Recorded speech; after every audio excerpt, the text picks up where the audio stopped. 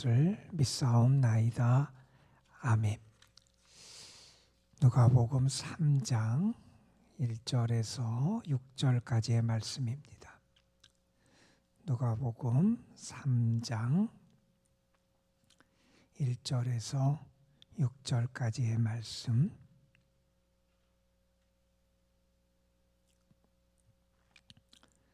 누가복음 3장 1절부터 6절 말씀, 오늘 우리에게 주시는 하나님의 말씀을 우리 함께 한 목소리로 받들어 읽겠습니다. 디베리오 황제가 통치한 지 15해 곧 본디오 빌라도가 유다의 총독으로 헤롯이 갈릴리의 분봉왕으로 그 동생 빌립이 이두레와 드라고니 지방의 분봉왕으로 루사니아가 아빌레네의 분봉왕으로 안나스와 가야바가 대제사장으로 있을 때에 하나님의 말씀이 빈들에서 사가랴의 아들 요한에게 임한지라. 요한이 단강 부근 각처에 와서 죄사함을 받게 하는 회개의 세례를 전파하니 선지자 이사야의 책에 쓴 바 광야에서 외치는 자의 소리가 있어 이르되 너희는 주의 길을 준비하라. 그의 오실 길을 곧게 하라. 모든 골짜기가 메워지고 모든 산과 작은 산이 낮아지고 굽은 것이 곧아지고 험한 길이 평탄하여질 것이요 모든 육체가 하나님의 구원하심을 보리라 함과 같으니라. 아멘. 우리가 그런 얘기를 가끔 하지요. 수단 혹은 도구와 목적이 혼동돼서는 안 된다, 이런 얘기를 합니다. 수단 혹은 그 도구는 그 수단과 도구로 머물러야지, 그것 자체가 목적이 될 때 우리의 삶의 본질을 잃어버리게 되고 우리의 삶이 바른 방향으로 나아가지 못하는 모습들을 우리가 보게 되지요. 예를 들면 아마 물질, 돈에 대한 것도 그럴 겁니다. 물질, 돈 자체가 우리의 삶의 목적이 될 때 불행해질 수밖에 없지요. 그것이 우리의 삶을 위한 하나의 도구, 수단이 돼야지, 그것이 목적이 되는 삶을 살 때 우리는 우리 자신도 그리고 다른 사람도 그 물질에 의해서 판단하고 평가하고 불행해, 그런 나락으로 빠지는 삶을 살아갈 수밖에 없을 겁니다. 학생들이 대학에 진학하는 것도 그럴 거예요. 대학에 진학하는 것 자체가 목적이 돼서는 안 되잖아요. 그것은 본인의 성숙과 삶을 위한 하나의 도구, 수단이 돼야지, 그것 자체가 목적이 돼서도 아마 안 될 거예요. 그것 자체가 목적이 될 때 그 다음에 무엇을 해야 될지도 갈 바를 알지 못하는 경우도 있을 거예요. 남녀의 젊은이들이 만나서 결혼을 합니다. 그 결혼 자체가 목적은 아니잖아요. 행복하게 살고 사랑의 관계를 맺어가고 아름다운 열매를 맺어가기 위한 거지, 결혼 자체가 인생의 목적이 될 때 그 다음에 삶의 방향이 불투명해질 수밖에 없을 겁니다. 이것은 우리의 삶의 모든 부분에서도 아마 마찬가지일 거예요. 신앙의 측면도 마찬가지입니다. 우리가 하나님의 은사를 받는다 하는 것도 은사 자체를 받는 게 우리 신앙의 목적은 아닙니다. 하나님이 우리에게 은사를 주시는 것도 그것을 통해서 공동체에 유익을 주고 덕을 세우게 하기 위하여 하나님 우리에게 은사를 주시는 거잖아요. 내가 어떤 은사를 받겠다, 은사 자체를 받는 것이 마치 내 믿음을 증거하는 것처럼 우리가 그렇게 착각하는 경우들도 있기도 한데, 하나님이 우리에게 은사를 주시고 은혜를 주시는 것도 그걸 통해서 하나님의 영광을 드러내고 하나님의 교회를 세우고 하나님의 역사를 이루어 나아가기 위한 도구로 우리에게 그것을 주시는 거지요. 우리의 사명도 그럴 것이고 하나님 우리에게 하나님의 말씀을 주시는 것도 그럴 겁니다. 우리가 하나님의 말씀을 받습니다. 말씀을 통하여 우리의 믿음을 더 굳건히 세웁니다. 말씀을 통해 하나님을 만납니다. 그러나 그 자체에 머물러서는 안 되고 우리가 하나님의 말씀을 받고 그러면 사명자로서의 우리의 삶을 더 살아내야 하지요. 오늘 우리는 누가복음 3장의 사도 요한의 사역과 관련된 말씀을 지금 읽기 시작을 했습니다. 누가복음 1장 중간 부분부터 그리고 2장은 예수 그리스도의 탄생에 대한 예고, 그리고 예수님의 탄생에 관한 이야기들, 그 예수님의 소년 시절에 대한 이야기인가 우리가 성탄 때 많이 읽는 그런 말씀이라 그 부분을 건너뛰고 오늘 누가복음 3장의 사도 요한의 그 활동과 관련된 말씀을 읽기 시작하게 됐습니다.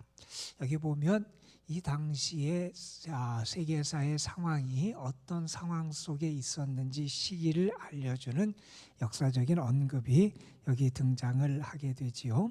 그 당시 로마 황제가 누구냐? 디베르 황제, 우리가 흔히 얘기하는 디벨리우스 황제.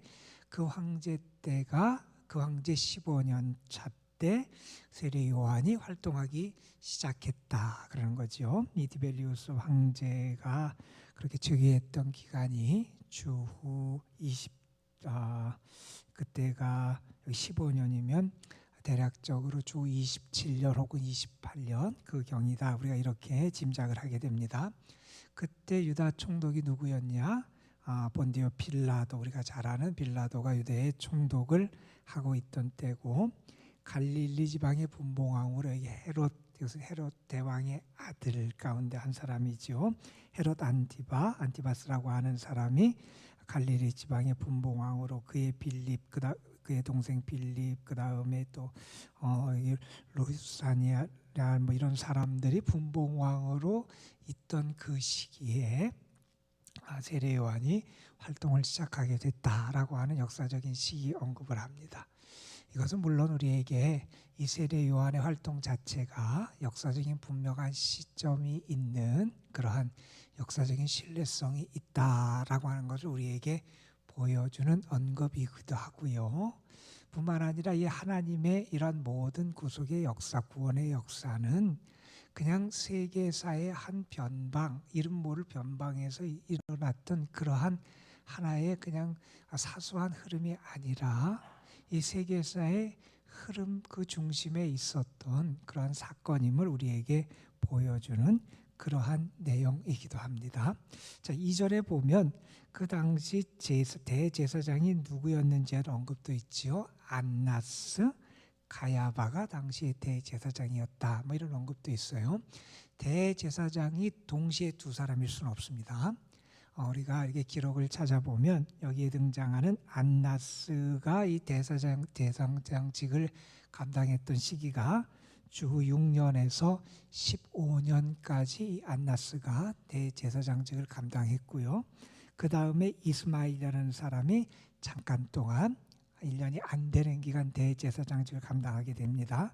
그리고 주 16에서 17년 그 2년 가까운 세월 동안은 누가 있냐면 엘리에셀이라는 사람이 대제사장직을 감당하게 돼요. 그리고 그 다음에 주 18년 후부터 36년까지 꽤 긴 기간 동안 대제사장직을 감당했던 사람이 가야바라고 하는 그런 사람으로 여기 이제 등장을 하게 되니까 안나스는 이미 예전에 제사장직을 감당했던 그런 사람이고 은퇴했던 사람이고 그 당시에 그래도 많은 기간 그 일을 감당했던 사람, 그리고 이 가야바라는 사람이 이 당시에 대제사장직을 감당했던 그러한 사람으로 여기 등장을 하게 됩니다. 바로 이 시점에 세례 요한이 활동을 하기 시작했다라고 하는 언급을 하는데, 세례 요한의 활동을 언급하면서 오늘 성경 말씀은 그가 이러한 역사를 이루는 그 출발이 어디에서 비롯됐는지를 우리에게 말씀합니다. 그 말씀 우리에게 이렇게 소개합니다. 하나님의 말씀이 빈들에서 사가랴의 아들 요한에게 임한지라. 요한이 회개의 세례를 선포하고 사람들을 하나님께 돌이키고 주의 길을 예비하고 준비하는 이 하나님의 구원의 사역의 그 귀한 역할을 감당하기 시작할 수 있었던 그 출발점이 어디 있느냐? 하나님의 말씀이 있었다는 겁니다. 하나님의 말씀이 그에게 임했다는 겁니다. 여러분, 우리가 성경에서 하나님의 말씀을 통해서 세상이 창조됐다, 하나님의 말씀이 우리의 길이 되고 빛이 되고 능력이 된다, 우리가 수많은 표현들을 봅니다. 우리의 삶의 근거, 우리가 무슨 하나님의 일을 하거나 뭘 할 때도 그 밑바탕의 출발이 어디에서 비롯돼야 되냐면 하나님의 말씀에서 비롯돼야 된다. 나의 어떤 결단, 나의 판단, 나의 생각 혹은 나의 열정 혹은 나의 감정, 아니면 나의 어떤 환경적인 그런 상황, 그런 것이 사실은 출발이 되어서는 위험하다는 거지요. 그 모든 것의 시작은 어디서부터 비롯되냐? 하나님으로부터 비롯돼야 된다는 것이고, 하나님의 말씀이 밑바탕이 돼야 한다는 거지요. 하나님의 말씀이 요한에게 임합니다. 요한이 지금 어디에 있습니까? 빈들에 있습니다. 광야에 있습니다. 하나님의 말씀, 하나님의 역사는 그 자리가 어디든지 그 사람을 찾아가서 하나님의 말씀을 주세요. 우리가 성경을 보면 그런 내용들이 많이 등장을 하지요. 감옥에 있는 자에게 하나님의 말씀이 임하기도 합니다. 때로는 여기 세례 요한처럼 빈들의 광야에 있을 때 그런 자리에 있는 자에게 하나님의 말씀이 임하기도 합니다. 때로는 강가에, 그 발 강가에 있는 에스겔에게 하나님의 말씀이 임하기도 합니다. 반모섬에 있었던 요한에게 하나님의 말씀이 임해요. 그러니까 하나님의 말씀은 그 사람이 어디에 있든지 어느 곳에 있든지 필요할 때 준비된 자를 찾아가서 하나님의 말씀이 선포가 된다는 거예요. 그 하나님의 말씀이 선포되는 그곳에서 하나님의 역사가 시작된다는 겁니다. 오늘도 우리가 왜 하나님의 말씀 앞에 섭니까? 하나님의 말씀이 임해야 나의 삶의 길이 열려지게 된다는 겁니다. 하나님의 말씀이 임해야 내가 나아갈 바가 분명해지게 된다는 겁니다.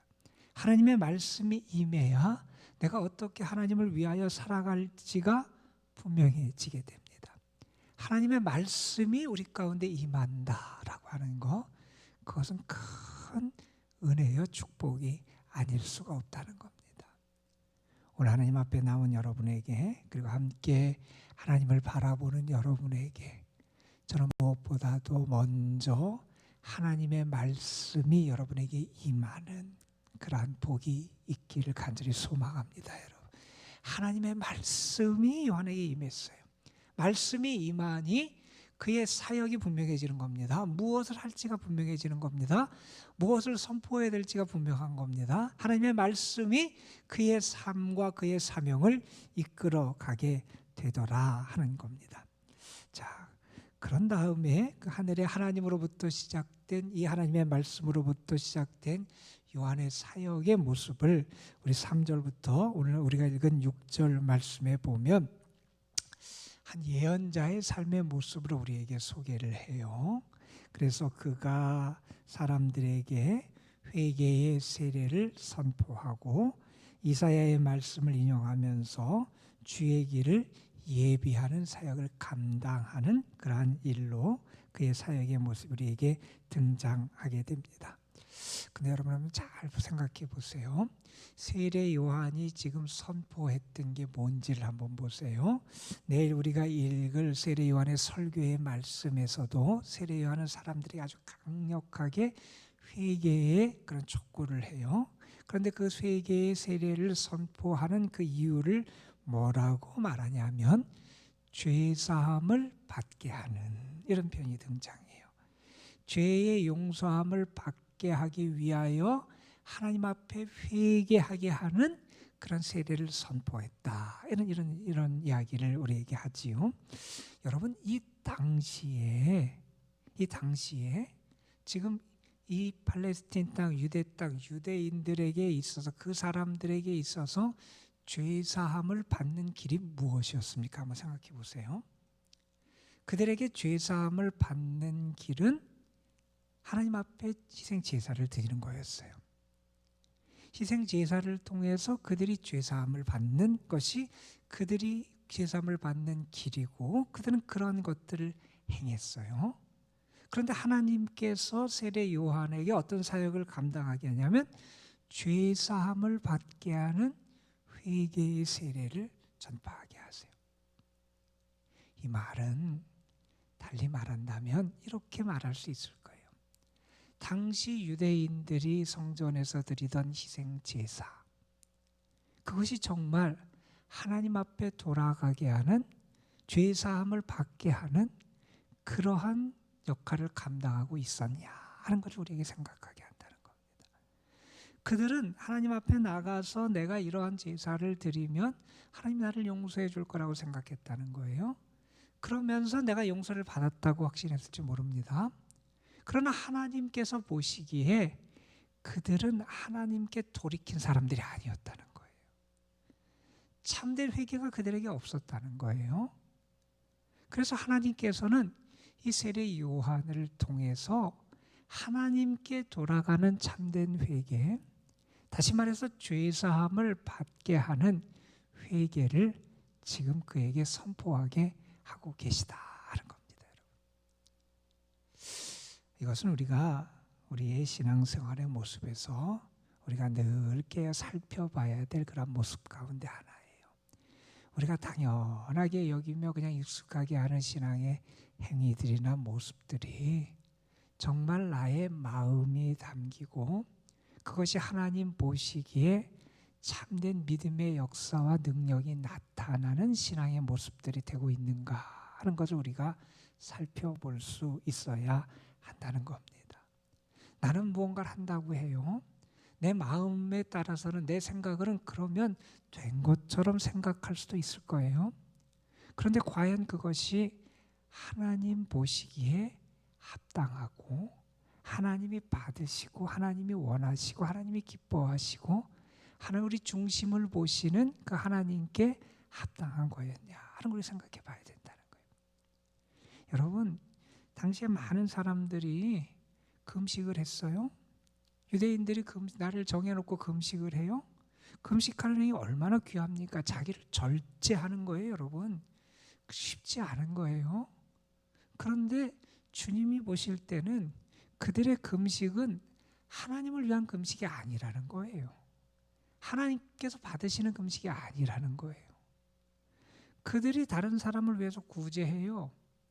여러분, 남을 위해서 내 지갑을 열고 내 주머니를 연다는 것이 쉽지 않아요.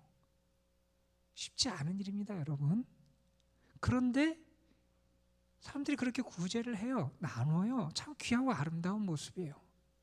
그런데 주님은 뭐라 그러십니까? 하나님이 보시기에 합당한 구제가 아니라는 거예요. 사람에게 보이려고 하더라는 거예요. 그들이 기도를 열심히 해요. 여러분, 기도하는 것도 쉽지 않다는 걸 여러분 아시잖아요. 그런데 기도를 열심히 하는 것 같아요. 그런데 사람에게 보이려고 기도를 하더라는 거예요. 하나님 보시기에 합당한 모습, 그것이 어떤 신앙의 행위가 됐든지 간에 하나님이 받으시는 그러한 모습이 정말 그들에게 있었냐, 그걸 주님이 보신 거잖아요. 우리의 모습도 역시 마찬가지일 겁니다. 내가 회개한다 그러면 회개는 하나님께 돌아가는 거거든요. 나의 삶의 방향이 이제 하나님께 돌아가는 거거든요. 메타노이아, 가는데 함께 가요. 이전에는 나 혼자 갔어요. 내가 가고 싶은 대로 갔어요. 이제는 근데 함께 가요. 누구와 함께 가냐? 하나님과 함께 가는 겁니다. 나의 삶의 방향을 하나님께 맞추고 이제는 하나님과 함께 가는 모습으로 하나님께 돌아가는 거예요. 그게 회개라는 거예요. 그런데 내가 희생 제물을 바쳐요. 뭘 하는 것 같아요. 내가 하나님께 희생 제물을 드렸다는 거예요. 그래서 나는 용서받았다고 생각을 해요. 그런데 하나님과 함께 걷질 않아요. 하나님께 돌아가질 않아요. 하나님께 향하질 않아요. 거기에는 참된 용서가 있을 수 없잖아요. 참된 회개라고 말할 수 없잖아요. 세례 요한은 사람들에게 하나님께 그들의 삶을 돌이키고 그들의 마음을 돌이키고 그들의 믿음을 돌이키게 하는 이 죄사함의 회개를 지금 선포하고 있다는 겁니다. 자, 여러분, 근데 또 뭐 재밌는 걸 우리가 볼 수 있어요. 세례 요한이 있던 자리는 빈들이었어요, 여러분. 그가 정말 그곳에서 뭐 하나님을 만나기 위해서 자신의 삶을 돌이키면서 아마 절제하고 경건의 훈련을 쌓고 하는 그런 시간들을 가졌던 장소가 빈들이었을 거예요. 그곳에서 하나님을 만나는 체험을 하잖아요. 하나님의 말씀이 그에게 임해요. 자, 하나님의 말씀을 받으니 그의 삶의 자리가 어디로 바뀝니까? 요단강 주변으로 바뀌어요. 많은 사람들이 있는 그곳 삶의 자리로 찾아가요. 그리고 그들에게 하나님의 뜻을 선포하게 돼요. 이게 사명자의 뒤바뀐 삶의 모습이에요. 바뀌어진 삶의 모습이에요. 변화된 삶의 자리에 모습이 된다는 겁니다. 나 자신의 어떤 특별한 것을 위해서는 아마 그 자리에 계속 머물러서 그곳에서 하나님의 말씀을 계속 묵상하고 혼자 경건 생활을 하고 절제하고 금식하고 아마 이런 훈련을 쌓는 자신에게는 유익할 수 있을지 모르겠습니다. 그러나 하나님이 그에게 사명을 주고 말씀을 주신 분명한 뜻이 있다는 거예요. 그것을 깨달았을 때 나가서 그것을 전파하러 그의 삶의 자리가 바뀌어지게 되더라는 겁니다. 자, 그런데 그가 했던 사역을 우리가 잘 아는 이사야 40장에 있는 말씀을 통해서 전파하지요. 주의 길을 예비하고 준비하게 시키는 것, 그리고 곧지 않은 것이 곧아지고 패인 것이 메워지고 높아진 것이 깎아지고 그래서 험한 것이 다 평탄해지는 난관과 거침되는 것들이 다 제거돼서 주님이 오실 길이 예비되는 것을 이렇게 말해요. 자, 이렇게 주의 길을 예비하게 되는 이유와 목적이 뭐냐라고 하는 것을 특별히 누가복음은 이사야의 말씀에 있는 이 6절에서 인용하는 말씀을 통해서 우리에게 분명히 또 보여줘요. 6절에서 이렇게 말합니다. 모든 육체가 하나님의 구원하심을 보리라 함과 같으니라. 왜 주의 길을 예비해야 되냐는 거예요. 주의 길을 예비하는 게 우리에게 왜 이렇게 중요하게 되는 거예요. 주의 길을 예비함을 통해서 우리가 하나님의 구원하심을 경험하게 된다는 겁니다. 하나님의 구원하심을 체험하는 것, 하나님의 구원의 역사를 우리가 보는 것, 그것이 주의 길을 준비하는 목적이라는 거예요. 여러분, 오늘도 여러분의 마음속에 주님을 향한 은혜의 길이 열려지기를 소망하고, 그래서 여러분의 삶을 통해서 하나님의 구원하심을 여러분이 친히 보고 체험하는 은혜가 있길 소망합니다. 여러분, 우리가 사명을 받고 또한 우리가 하나님의 은혜를 받고 우리가 하나님의 말씀을 받아요. 그 분명한 목적은 다른 데 있는 게 아니라는 겁니다. 모든 육체가 하나님의 구원하심을 보게 하게 하기 위한 겁니다. 하나님의 구원을 선포하고 하나님의 구원을 경험하고 하나님의 구원이 성취됨을 우리가 이루기 위고 그것을 보게 하기 위하여 우리에게 하나님의 은혜를 주시고 우리를 구원하시고 하나님의 말씀을 주신다는 겁니다. 우리는 은혜를 받은 사람들이에요.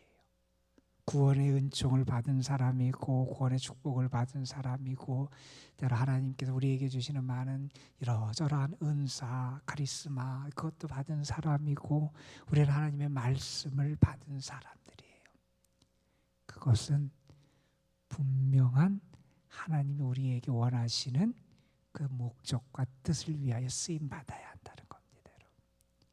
요한이 하나님의 말씀을 받고 하나님의 뜻을 이루기 위하여 귀한 사역을 감당하는 모습을 보면서 하나님이 나를 오늘 세우신 그 자리에서 내가 많은 이들이 하나님의 구원을 볼 수 있도록 나에게 맡겨진 귀한 사명, 그 소임을 잘 감당해야 되겠다 하는 그런 마음의 결심도 우리에게 있었으면 좋겠고, 그러기 위해서 먼저 여러분이 하나님의 말씀도 받고 여러분이 먼저 주의 구원도 체험하고 주의 은혜 가운데 거하는 귀한 복이 함께 하시기를 주님의 이름으로 축복합니다. 기도하시겠습니다.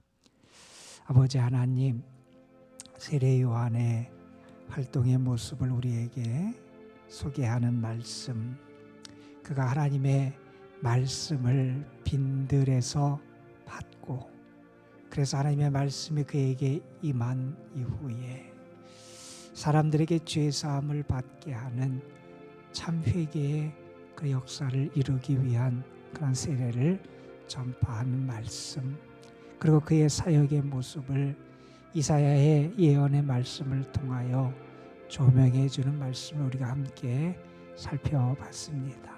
아버지 하나님, 사랑하는 귀한 주님의 자녀들, 저들의 삶의 자리가 어디든지 그곳에서 하나님을 만나고 하나님의 말씀을 받고 하나님의 은혜를 체험하는 복이 먼저 저희들에게 있게 하여 주옵소서.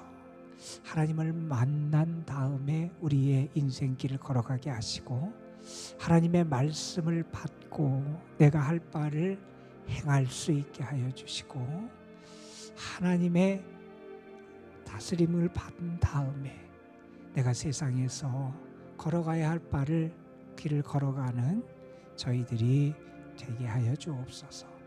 하나님보다 앞서지 않게 하시고 하나님의 말씀보다 앞서지 않게 하시고 하나님의 이끄심보다 앞서지 않게 하여 주시고, 그래서 우리의 삶의 모습과 여정이 하나님을 떠나는 삶이 아니라 하나님 안에 있고 하나님의 은혜 안에 있고 하나님과 함께 걸어가는 삶이 될 수 있도록 하나님이 인도하여 주옵소서.